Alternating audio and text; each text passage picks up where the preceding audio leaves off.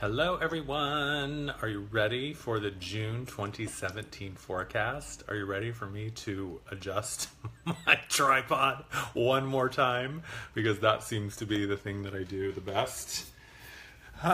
So here we are, May 31st, the last day of May. June is here tomorrow. I can't believe we're already halfway through this year. It's amazing and wonderful and incredible, and I'm so thrilled to be bringing this forecast to you. Let's jump right into it because I've got a lot of stuff to cover. I already kind of chatted about this in my video that I did this morning, so if you watched that video, I'm sorry, I'm just going to be a total Virgo, and just unless this is perfect, it's going to drive me crazy. We'll call that perfect. How about that? So the theme for June, the title of this forecast is The Return to Sovereignty. This is it. I mean, we are really at this place right now where so much has shifted and we have taken a giant leap forward. There has been a monumental evolutionary leap in our consciousness, in our energy, in the, you know, sort of the reality that we are experiencing now. And it's all really, really exciting, and it all seems to be just moving faster and faster and faster. So this has been sort of a build to where we are right now. You know, the return to sovereignty. The return to sovereignty is the return of self to self. The return of the self to the knowledge and the acceptance of and the claim of the reclamation, the reclaiming of the self as a master creator, as a divine being, as an infinite source spark that came here to have the experience within the Earth School and the 3D school and all that that entails. And to come here at this specific time on the planet, in this point in history, this point in time, where it is all about the old falling and the old collapsing, and we came here to build the new. We came here to be a force for the reclamation of sovereignty. And the way that this begins is by how we embody this in our own life, how we embody this in our own experience, and what we choose to say yes to. You know, I talked about this a little bit in the, I think it was the May update.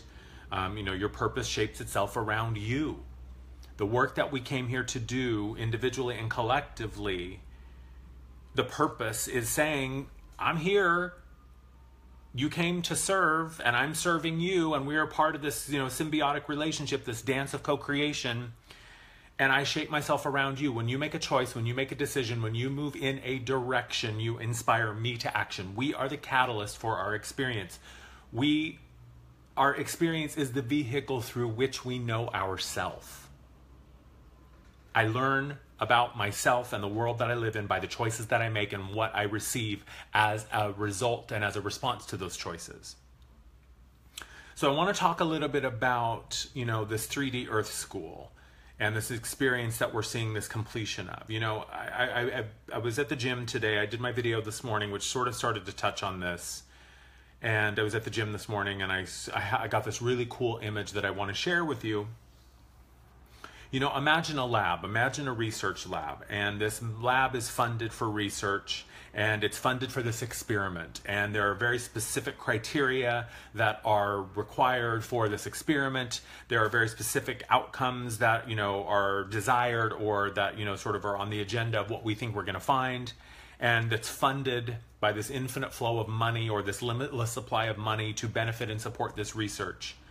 And then the research is over. The experiment is over. The findings are concluded. The conclusions are made. It's done. The money is pulled. The funding is gone. And now the lab is being dismantled. And this is where we are right now. The experiment of the Earth School, the experiment of the 3D Earth environment was one that, let's see, infinite consciousness, infinite intelligence said, you know, what would it be like to put an infinite being into a very limited experience? How much density, how much challenge, how much limitation could we pile onto this infinite being and still have this being grow and thrive and evolve? Now, thrive being relative, because I think that we could all look back on our own individual experiences and the collective experience of this planet and say that thriving sometimes was just barely even making it through, right? But where we are right now is this experiment is done. We are shifting into this rebirth. It is the reunification with the self. It is the return to the truth of who we are. Not only as individuals who are sovereign beings, not only as the divine human, the galactic human, homo luminous, whatever it is that we want to call it, but we are moving back towards this unification and the creation of a world, the new world of everyone gets a seat at the table, everyone gets what they require for their experience, everyone gets, it's not about exclusion or limitation or separation anymore, and the lab is falling, we are dismantling the laboratory, the resources are being, the animals are freed, we're sending them to sanctuaries, the lab itself is being, being dismantled, and yet some of us are desperately trying to run back to the laboratory and piece it back together. Some of us are desperately wanting to run back to the safety of the cage and the limitation. Because even though limitation might be very painful, might be very uncomfortable, it is definitive. It gives me a very small, safe space within to create myself and create my life and create my experience. And if I'm limited from my pure potential, if I'm held back from what I'm capable of, then I never really have to worry about fulfilling it, right? I can always sort of struggle against it. And then, it's the struggle is the reason that I couldn't. All these limitations, all these reasons why I could never be the great thing I wanted to be. Well, we're not there anymore. The experiment is over, the laboratory is being dismantled, and we are now standing at this point of bifurcation. There has been a graduation of sorts, and we experienced this, and it was so cool because, I started experiencing this around the new moon, which was around the 24th, and that was midweek last week. And I started to feel that something was up, something really big had happened and shifted. And I was really wanting to share a message, but I couldn't quite put my finger on what it was that had just happened. It felt like something had just opened up, and it didn't feel just like a shift, it felt like a leap. It felt very big.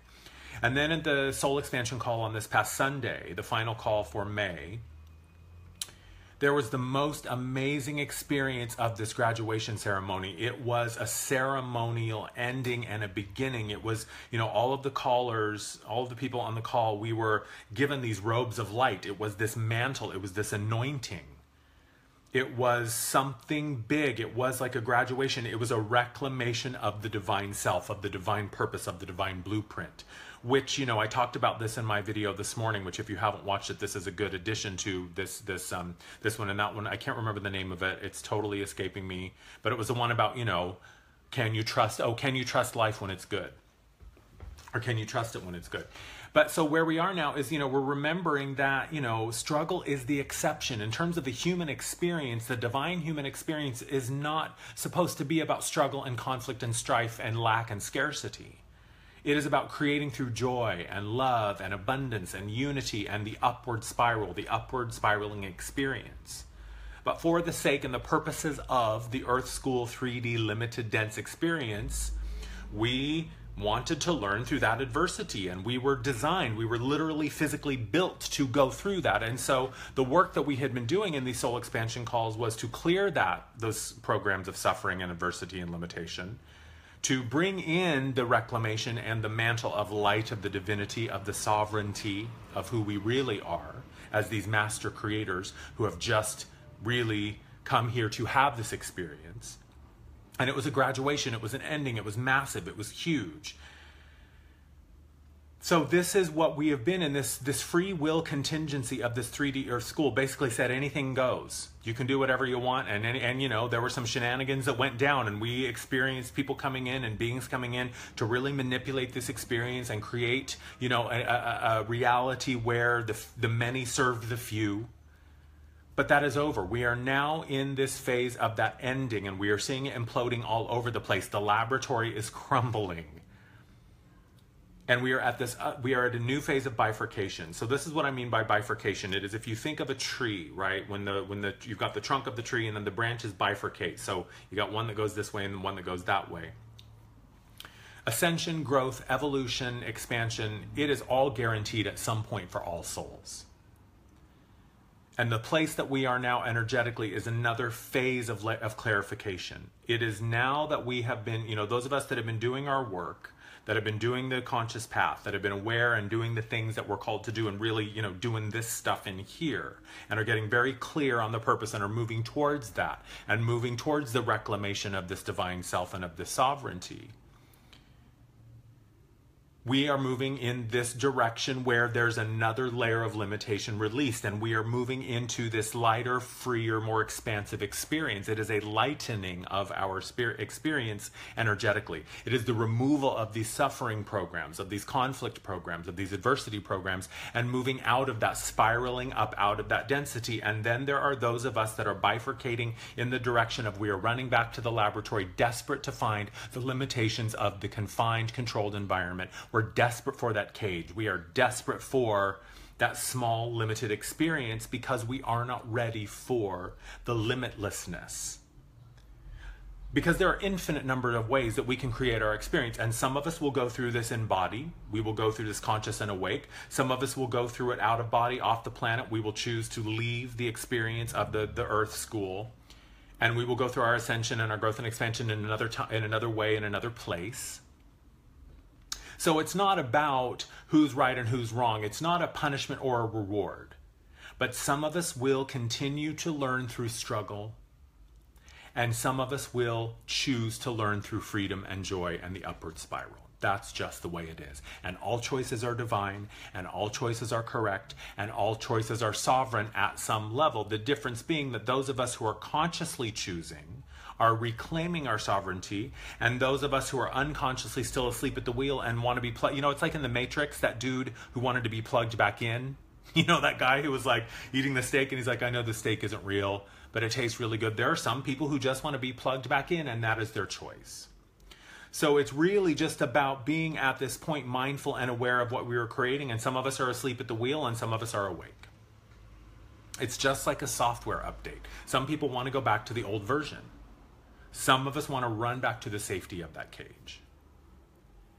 So every time we go through one of these bifurcations, every time we go through one of these sort of releases of another limitation, it's sort of like the ceiling gets, now the ceiling is not really there for, it's like we have the choice. We can go this way or that way. And if we're choosing to go through this upward spiral, it's limitless.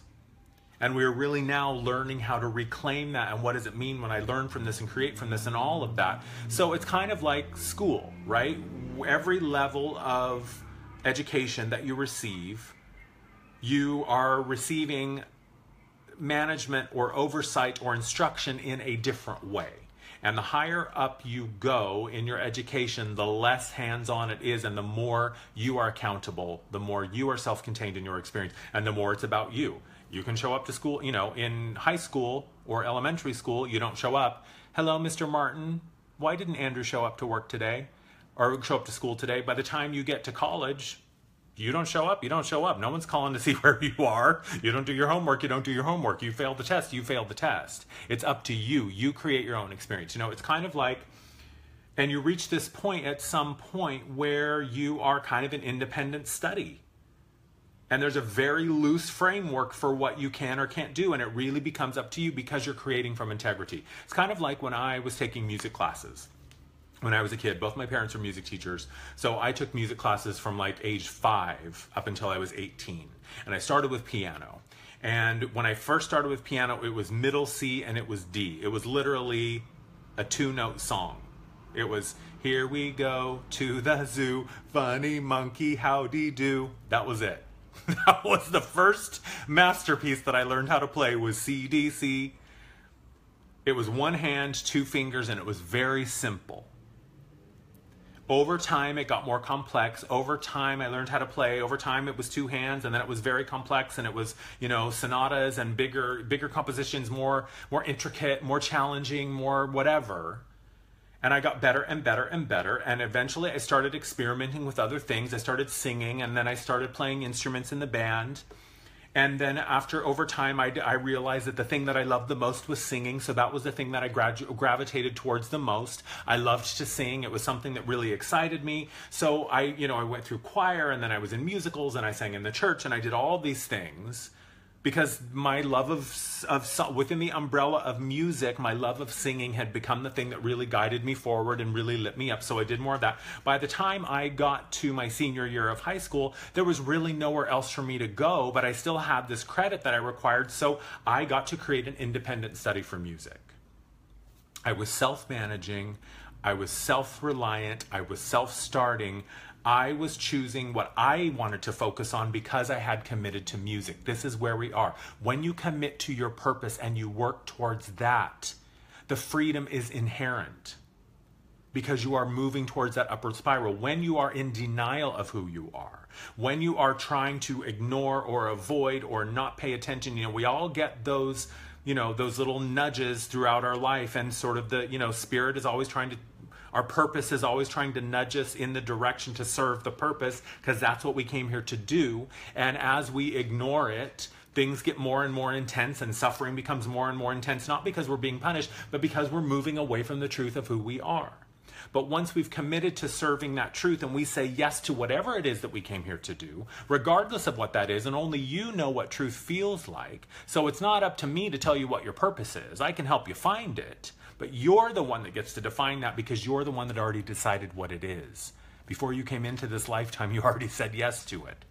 So when you are committed to the purpose, to what you came here to do, the sole purpose, when I was committed to music, I got a lot more freedom. And I got to create whatever I wanted. And it was the most fun. And the ability for me to sing, and sing at the level that I was when I was a senior in high school, was always there. It just, I needed to learn, and I needed to have the practice and the skills and all of that. But as long as I was creating music, it didn't matter what I did.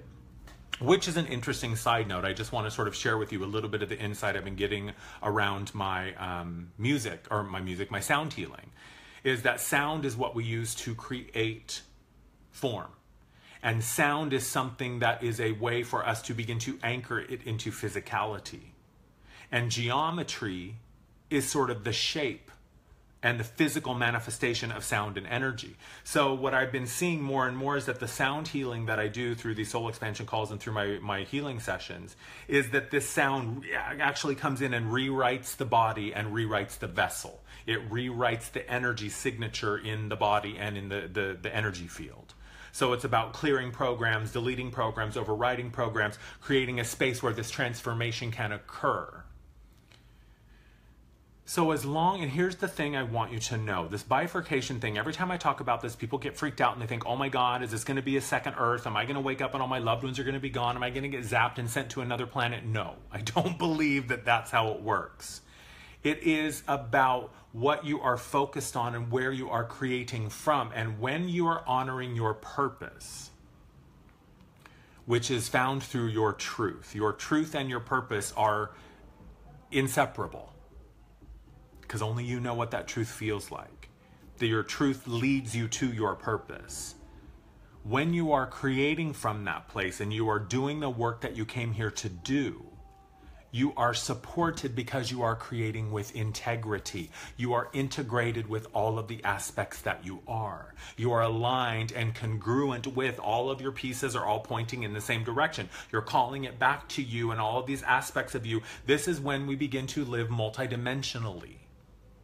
This is when we emerge as the galactic human who is integrating and subsuming all of their aspects and really holding them and thriving in this truth and this expanded version of who we are. That is what integrity is there isn't one part of you that is odds with another. So when you are creating from your truth and your truth leads you to your purpose and you're creating, letting your purpose guide you forward, and then you're making choices and your purpose is shaping itself around you, and you continue to choose the thing that lights you up and is exciting and fulfilling and rewarding and loving and all of that, you are creating with integrity. Integrity is the state of being whole and undivided. The minute that you divide yourself against yourself by denying the truth or paying it, you're not pretending it's not, no, I'm not, I'm going to ignore that. I'm just going to pretend, 90% of me is integral. That's fine. I can ignore this other 10%. No, you can't. The minute you divide yourself against yourself, your creations become lopsided and wonky, and the flow starts to kind of, it's like you got a crack in the vase and it starts to pour out the side. This is where we are right now. Some of us are ready for independent study, and some of us still require a much closer management and instruction of our experience. All of us will get there at some point, but some of us are not quite ready. And whether it is that we're mentally not ready, whether it is that we have no idea of what the truth is and we're still very deeply asleep, perhaps it is that we're not physically ready, right? If I just woke up to my journey yesterday, I may not be ready to run the higher frequencies of energy that I'm going to sometime run. You know, a couple years ago, I traded readings. I traded readings with my friend and colleague Paul, and I was at a point in my life where I was really pissed. Like, I knew what my purpose was and I wanted to get there and I was moving in the right direction, but I still had a lot of entitlement. I still had a lot of anger, a lot of frustration. And I was like, where's my stuff? Where's my career? Where's my success? I want it. I want it. I want it. I want it. And he said to me, you know, you're not at the point yet where your body is physically capable of handling the energies that you're going to be running. So it's happening in the right way. You are being managed through this process. And he was right. I look back now on where I was, and there's no way I was ready physically to do this work that I'm doing now through this energy work. You know, it's like going to the gym and working out for the first time and trying to bench press 200 pounds. I physically was not ready for it.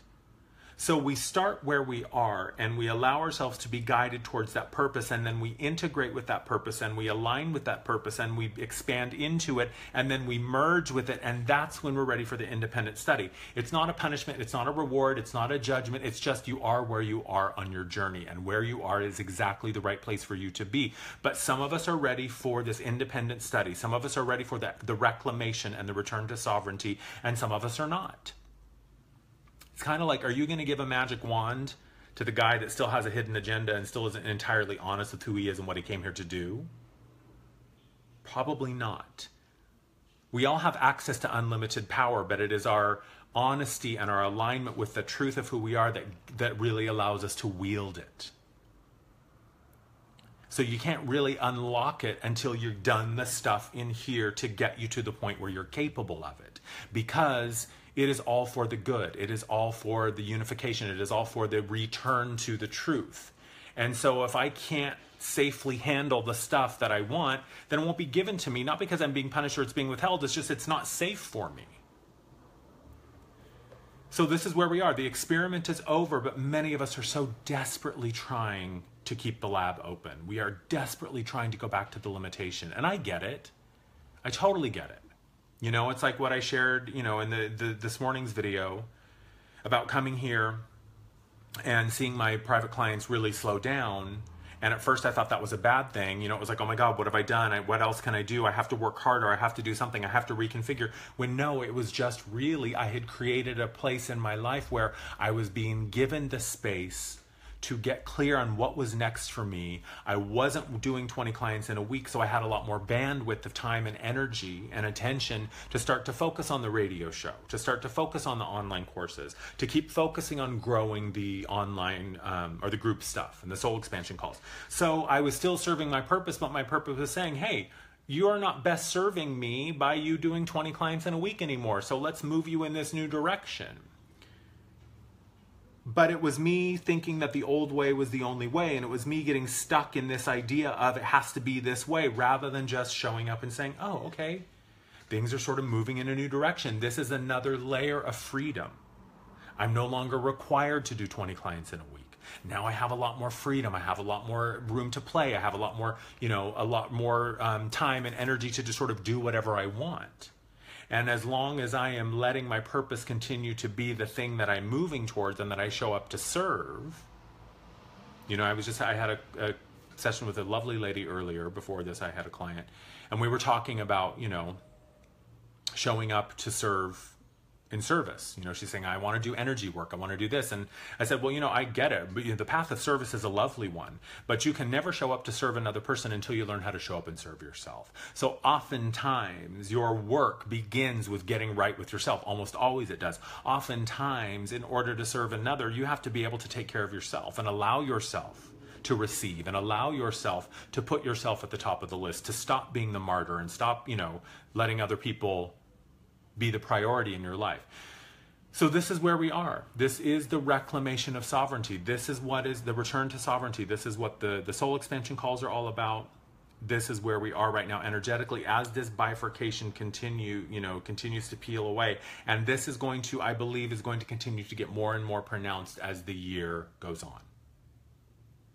Is that those of us who are showing up in service, we may be experiencing the exact same thing as another who is still sort of trying to force their life to be something else or deny the truth.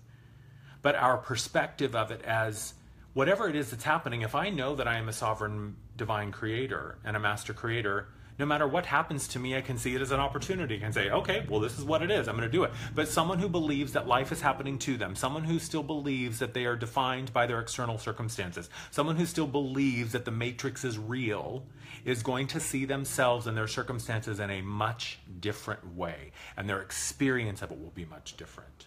They will see it as struggle. They will see it as punishment. They will see it as life sucks. They will see it as difficulty. They will see it as pain, as anger, as fear. And those of us who have mastered the self, who have reclaimed our sovereignty, we see it as an opportunity for love. We see it as an opportunity for joy. We see it as an opportunity to continue to spiral up and to learn through the expansion rather than the limitation. So this is where we are. Are you ready to say, I'm ready to learn through a higher expression. I'm ready to learn through freedom. I'm ready to learn through accountability and responsibility to self. I'm ready to learn through sovereignty. When you are sovereign, you can't fool yourself. You can't point the finger anymore. When you claim your sovereignty, you say that I'm the one that's creating it all. It all starts with me. The good, the bad, and the ugly.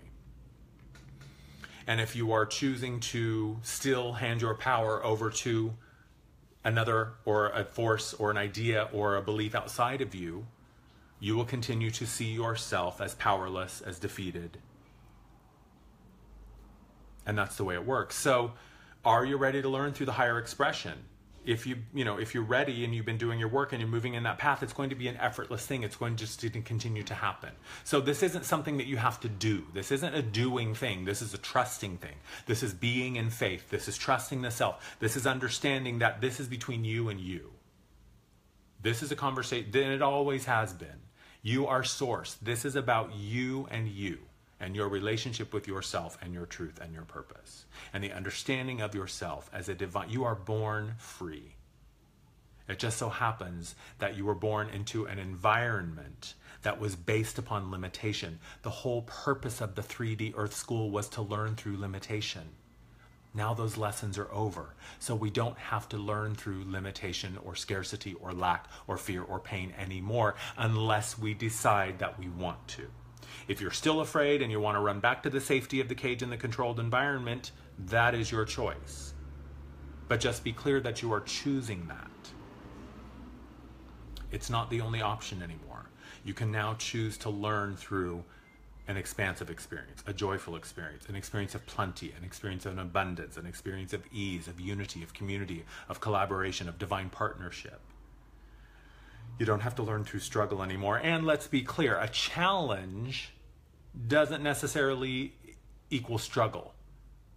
Just because something comes to you and you're like, oh my God, I've never done this before. This is a bigger, I've never lifted 200 pounds before. I've only been lifting 150. Doesn't mean you can't do it. It doesn't have to be a challenge or just a struggle. It can be challenging. It can be calling you to rise up to a new level of your mastery. But this is where we are. This is the bifurcation. This is another layer of clarification and of separation of the levels of awareness and the levels of reality.